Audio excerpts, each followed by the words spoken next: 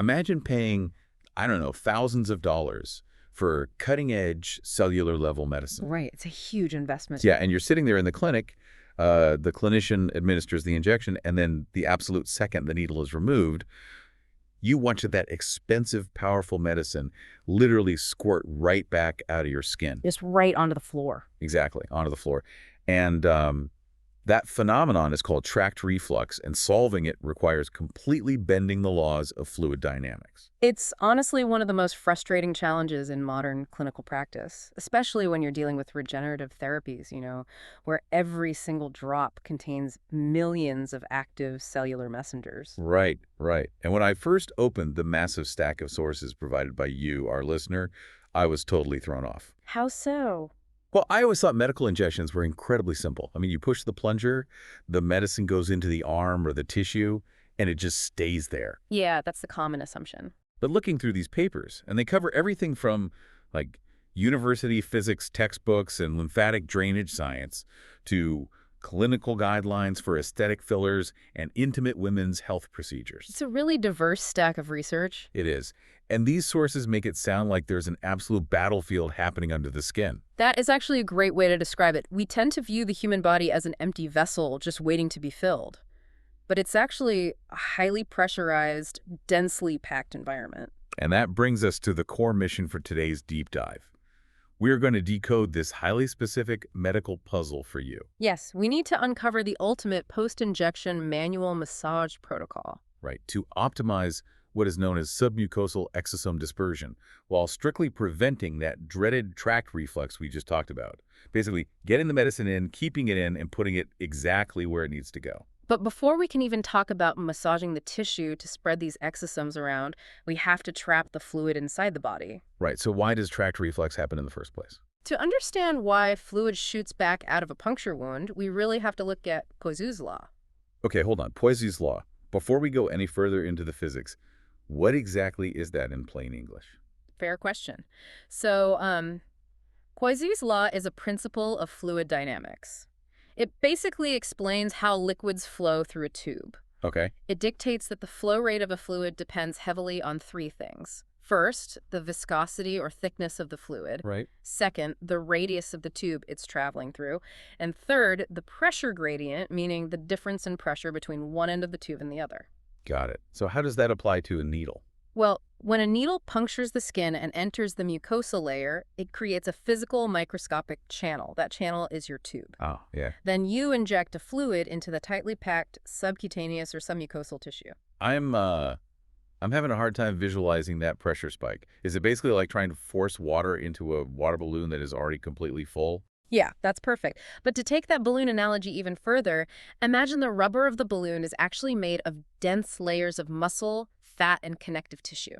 Oh, wow. Whoa. When you inject fluid into that space, you're forcibly creating a localized area of extremely high pressure. The tissue wants to compress back to its normal state. Right, it wants to squeeze it out. Exactly. So based on Poiseuille's law, that injected fluid is going to desperately seek the path of least resistance to escape the high pressure. Oh, I see where this is going. If you pull the needle out, the path of least resistance isn't sideways through all that dense tissue. It's straight back up the hollow, lubricated needle tract you just created. It just takes the elevator right back to the surface. Precisely. So how do we shut the elevator doors? Because looking at the dermatology notes in your sources, it mentions intentionally bending the needle before the injection. It does, yes. That sounds like a terrible idea to me. I mean, wouldn't bending a needle just snap it off inside someone's skin? Well, if you just grab it with your fingers and fold it in half, yes. You will definitely compromise the structural integrity. Okay, so what's the actual technique then? The clinical protocol calls for using a sterile needle holder to carefully bend the needle shaft just 15 to 20 degrees. And you do this about 2 to 3 millimeters behind the bevel. Just a tiny bend then. Right. By doing this, you dramatically change the geometry of the puncture. When you insert a slightly bent needle, the channel it creates through the tissue isn't a perfectly straight vertical pipe. It creates an angled pathway. Correct. So when the needle is removed, the tissue doesn't just leave an open tunnel, it creates what the literature calls a flap valve effect. A flap valve. Yeah, the sources on spinal anesthesia discuss a very similar anatomical trick. In spinal taps, if the meningeal layers, the membrane surrounding the spinal cord, shift slightly over the puncture hole after the needle is removed, they naturally seal the leak. That is fascinating. By bending the needle for our exosome injection, you force the different microscopic layers of tissue to overlap slightly when the needle is withdrawn. You're creating a natural backflow preventer. You are essentially using the body's own layered architecture to build a trapdoor. Exactly. But the protocol doesn't stop with the bent needle. Right. The sources also highlight this highly specific 10-second rule. Yes, and the 10-second rule is non-negotiable according to these semaglutide and Wegovy injection protocols we reviewed. Why is it so strict? Because rapid injection and immediate withdrawal guarantee a massive pressure spike. You have to inject the regenerative fluid very slowly, usually over 5 to 10 seconds. Okay, that makes sense. And then you leave the needle in place for a full 10 seconds after the plunger is completely depressed. Just freezing there for 10 seconds. I mean, I have to imagine that feels like an eternity when you're holding a needle inside sensitive tissue. Yeah. What is actually happening during that pause? You're giving the localized pressure time to equalize. The dense tissue needs those 10 seconds to physically displace and conform around the newly introduced fluid volume. So the needle is acting like a plug. Yes. While it's plugging the hole, the tissue begins to form a temporary seal around the needle shaft itself. Okay, and then what? Once that pressure has stabilized, you withdraw the needle slowly and completely straight out. You have to maintain the angle of insertion so you don't accidentally slice the tract wider. Makes sense. Yeah. And then, the moment the needle is out, the clinician is supposed to press down on the site. Right. But here is where I really have to push back on the sources. Because every single time I've ever had blood drawn or gotten a flu shot or a vaccine, the nurse immediately wipes the puncture site with an alcohol prep pad and presses down. That's standard practice for a lot of things, yeah. But these clinical guidelines explicitly demand a dry cotton ball. Why throw out the alcohol? Because of what alcohol actually does to human tissue on a microscopic level, alcohol is a solvent, and more importantly, it acts as a powerful astringent. Meaning it dries things out. Exactly. It actively and rapidly dehydrates the tissue it touches. Oh, wow. For that microscopic needle tract to seal itself effectively, for that flap valve we just built to snap shut, the mucosal tissue desperately needs its natural elasticity and hydration. Oh, I see. By hitting it with alcohol, you're basically freeze-drying the tissue at the absolute worst possible moment. You're stiffening the borders of the puncture wound, yes. You reduce the elasticity, making the tiny hole much more prone to staying rigidly open and leaking the exosomes. That is wild. So applying gentle static pressure with a completely dry cotton ball or gauze for 10 to 15 seconds provides the mechanical force needed to close the tract without chemically altering the tissue's flexibility. Okay, so if we recap where we are, we bent the needle to create a trapdoor. Yes. We waited 10 seconds for the pressure to equalize. Yeah. And we held dry cotton over the site to preserve the tissue's elasticity. Right.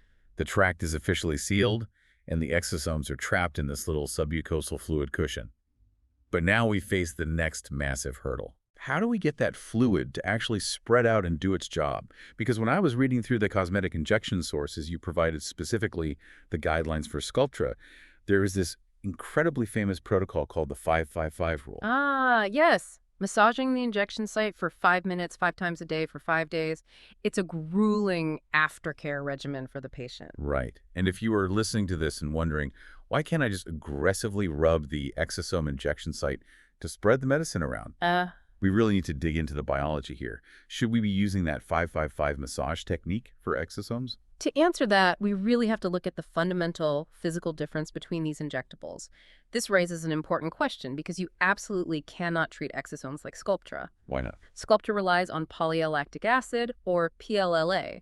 These are relatively massive, solid microparticles suspended in a liquid carrier gel. So it's less like a fluid and more like, I don't know, injecting tiny grains of sand suspended in syrup. That is a very accurate way to picture it. The body recognizes those PLLA particles and sends in cells called fibroblasts. And those are the cells that build collagen, right? Exactly. They're the biological architects. If you do not aggressively and consistently massage those solid PLLA particles to spread them out, they will clump together in the tissue. And what happens if they clump? The fibroblasts will build a massive amount of collagen around that cluster, resulting in a hard, uneven lump under the skin. We clinically call that a nodule. Yikes. So you use aggressive massage to force those solid particles into a thin, even sheet. Right.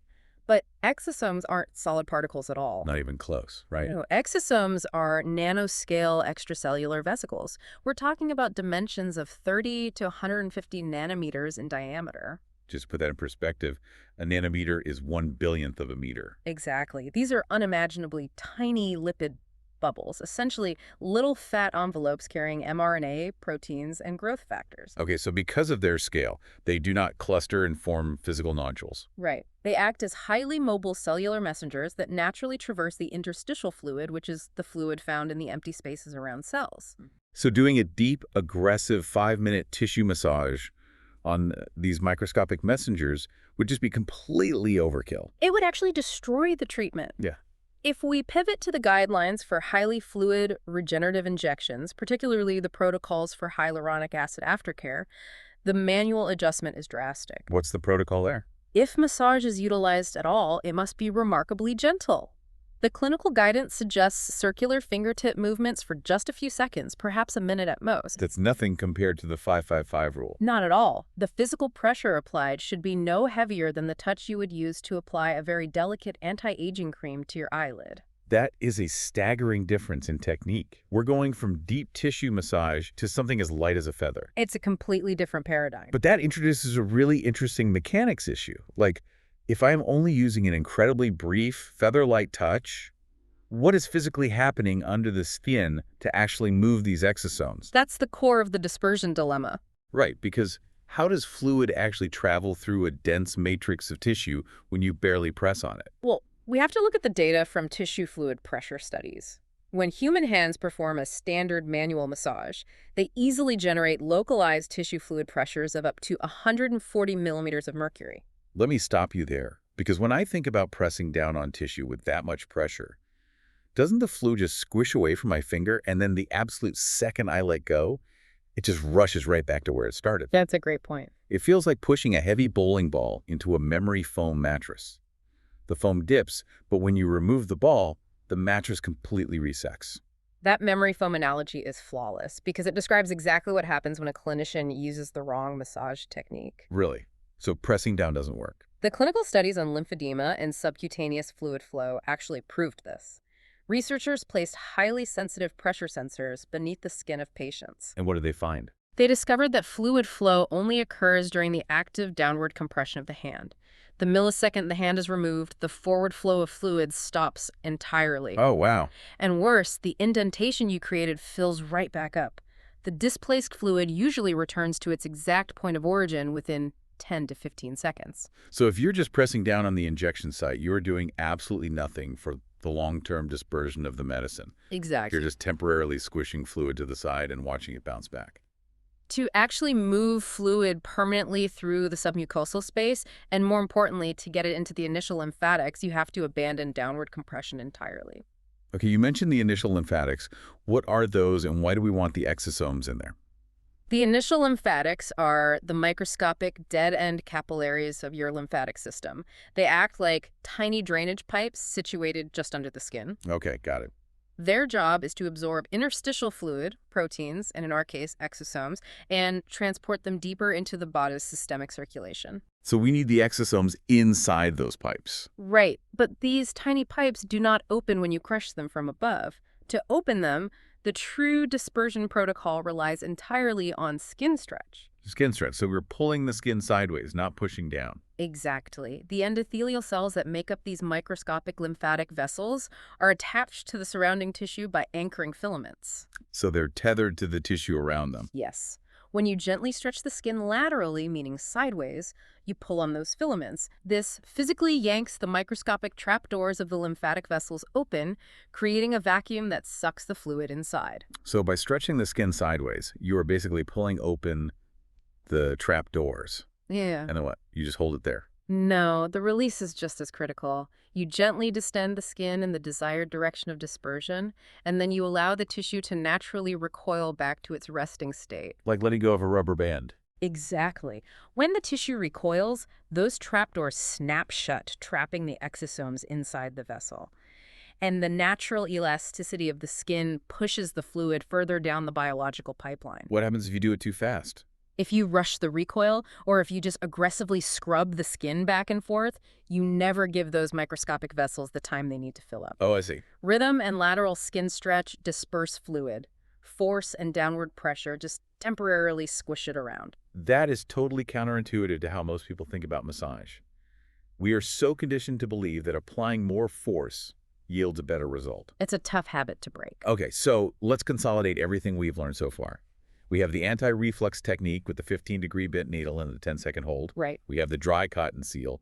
We understand the precise rhythmic skin stretch and recoil physics needed to move nanoscale exosomes into the initial lymphatics without crushing the tissue. Yes, all of that. So taking all of these complex sources into account, what is the exact step-by-step home massage protocol for the listener to follow after they leave the clinic? This is where the research takes a fascinating and highly cautionary turn.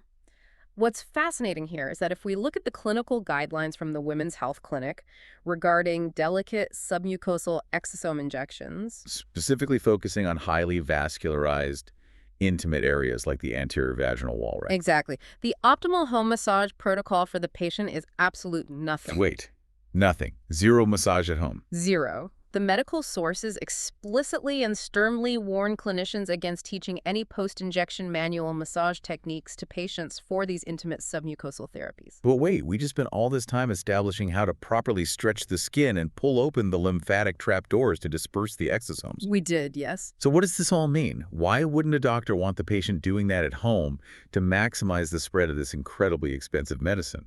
Because the environment we're injecting into is unimaginably delicate, we are targeting the submucosal space. Which is what exactly anatomically? Anatomically, the submucosal layer is a very thin web of loose connective tissue, blood vessels, and nerves. It's sandwiched right between the mucosal surface, the skin-like inner lining, and the muscularis propria, which is the deep, thick layer of muscle tissue underneath. Okay, so it's a very specific, fragile middle layer. Right. When you inject fluid into that loose middle layer, it creates a transient mechanical buffer, a temporary pocket of fluid. Any home manipulation by the patient risks a phenomenon called mechanical extrusion. Meaning the patient, trying to be helpful, accidentally squeezes the exosomes right back out of the tiny needle tract we worked so hard to seal. Yes. Or worse, because the submucosal space is so highly vascularized, meaning it's packed with delicate blood vessels, they risk causing a submucosal hematoma. And a hematoma is a localized bleeding outside of the blood vessels, Yeah. right? Exactly. The patient cannot see the exact anatomical planes under their own tissue. They do not know the precise vector of the fluid cushion. And the risk of them applying downward pressure instead of a lateral stretch is nearly guaranteed. Exactly. So the patient is essentially flying blind, and if they press down, they could burst a blood vessel or completely ruin the medicine. So who is actually doing the dispersion? The perfect dispersion protocol is entirely clinician-directed, and it only happens in the first few minutes immediately following the injection. Just the clinician. Right. The clinician, who understands the underlying anatomy, performs that highly controlled rhythmic skin stretch and recoil manipulation while actively monitoring the tissue's response. And after that, Once the clinician takes their hands off the patient, the physical manipulation phase of the therapy is permanently over. and what is the patient's job when they get home? Strict immobility and pelvic rest for a minimum of 48 hours. No repetitive friction, no heavy lifting, and absolutely no home massage. If they start aggressively rubbing the area, assuming they're helping the exosomes spread, they will actually destroy that delicate submucosal fluid cushion. It just causes more harm than good. Yes, it will trigger localized inflammation and potentially force the regenerative fluid entirely out of the targeted therapeutic zone. That is a massive twist. Yeah. But, I mean, it makes perfect biomechanical sense. You trap the fluid, the clinician gently guides the fluid into the lymphatics, and then you leave it completely alone so the exosomes can do their cellular signaling in peace. Exactly. This has been an incredible journey through physics, anatomy, and regenerative medicine. Let me summarize the ultimate post-injection protocol we have distilled from this massive stack of sources for you. Please do. Step 1. The clinician bends the needle 15 to 20 degrees to create a structural flap valve effect in the tissue. Check. Step 2. Yeah. They inject slowly, pause for a full 10 seconds to let the intense pressure equalize, and withdraw straight out. Step 3. They immediately apply 15 seconds of static pressure with a dry cotton ball, absolutely no alcohol. To preserve tissue elasticity, seal the tract and stop reflux. Crucial step. Step 4. The clinician, and only the clinician, performs a brief, gentle lateral skin stretch and recoil manipulation to draw the nanoscale exosomes into the lymphatic vessels. Yes. And finally, step 5.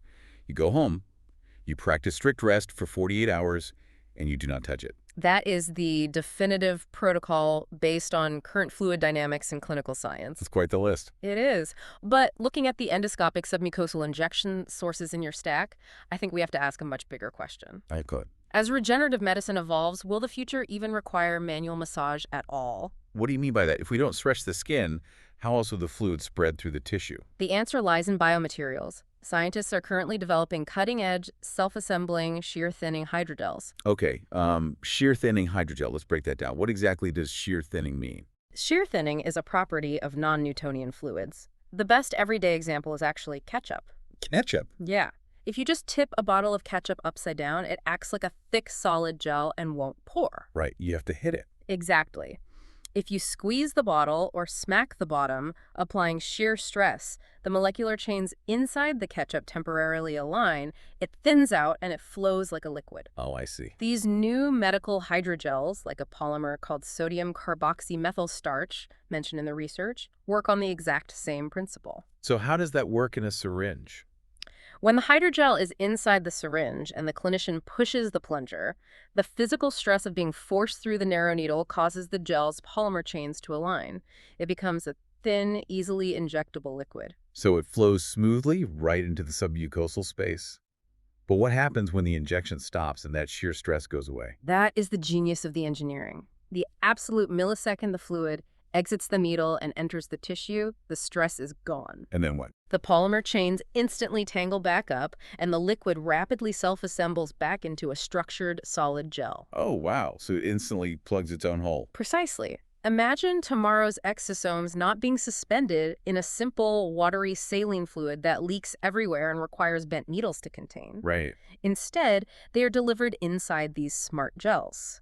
The gel instantly solidifies just enough to perfectly cushion the delicate submucosal tissue, completely neutralizing the pressure gradients and eliminating tract reflux automatically. That is incredible. And does the gel just stay there forever? No, over a period of weeks, the hydrogel is designed to slowly dissolve. It self-disperses the exosomes exactly where they are needed at a highly controlled mathematical rate. It entirely removes human error from the equation. We wouldn't need to worry about water balloon pressure spikes, flap valves, or teaching clinicians how to perfectly stretch the lymphatic trapdoors. Exactly. The medicine would just physically know what to do based on its own chemistry. It could render the human hand. And this entire mechanical massage protocol we just spent so much time analyzing, completely obsolete. It very well could. The future of this field is moving incredibly fast. That is absolutely mind-blowing. Well, thank you to our listener for sharing such a fascinating stack of sources and sending us on this deep dive. Yes, it was a fantastic set of papers to review. You know, we started this conversation talking about how we expect medicine to be a precise, clean transaction, and how fluid dynamics actually makes it incredibly chaotic and messy. Messy, yeah. But hearing about the physics of initial lymphatics and the future of those smart hydrogels, it leaves you with a pretty incredible thought. It sounds like eventually the medicine really will be as precise and as magical as we always hoped it was.